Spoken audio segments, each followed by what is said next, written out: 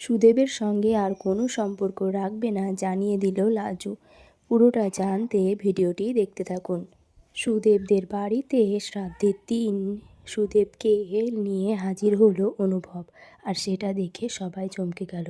বনলতা সুদেবের অ্যাকাউন্টে টাকা পাঠানোর ফলে অনুভব সেই অ্যাকাউন্টকে ট্র্যাক করে সুদেবকে পেয়ে গেল খুঁজে। অনুভবের আগে থেকেই সন্দেহ ছিল যে সুদেব মারা যায়নি, যে বডি পাওয়া গেছে সেটি অন্য কারো হতে পারে, কিন্তু গ্রামের মানুষ কোনো গুরুত্ব দেয়নি। তাই অনুভব তো থেমে থাকেনি, সে তার নিজের মতো চেষ্টা করে গেছে এবং সুদেবকে খুঁজে বের করেছে, প্রমাণ করে দিয়েছে যে সুদেব জীবিত।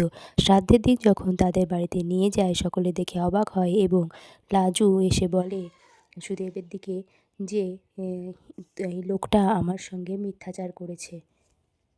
তারপরে লাজু বইপত্র সমস্ত কিছু ঘরে গিয়ে গুছিয়ে নিয়ে চলে আসে।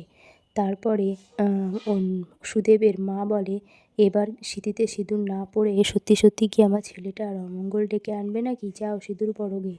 তখন লাজু বলে, ওর নামের সিঁদুর আমি আর মাথাতে তুলব না। লাজু এটাও বলে যে আমি ওর সঙ্গে এই ঘটনার পরে ওর সঙ্গে সম্পর্ক রাখবো কি না সেটাও আমি ভেবে দেখব।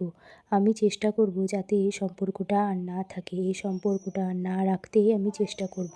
কিছুতেই আমি চাইবো না যে আর এই সম্পর্কটা থাকুক। আর এটা শুনে তো সুদেব খুবই ভয় পেয়ে যায়, মানে সুদেবের চোখ বড় বড় হয়ে যায় এবং গলা শুকিয়ে যায়। সুদেব ভাবে লাজু আমাকে ছেড়ে সত্যি সত্যি কি লাজু চলে যাবে, এটা বিশ্বাস করতে পারে না সুদেব, কারণ সুদেব তো চায় না যে লাজু ওকে ছেড়ে যাক, কারণ যাতে লাজুকে সবসময় কাছে রাখতে পারে। সেই কারণেই তো বনলতার কুবুদ্ধিতে এরকম একটা কাজ করেছে সুদেব।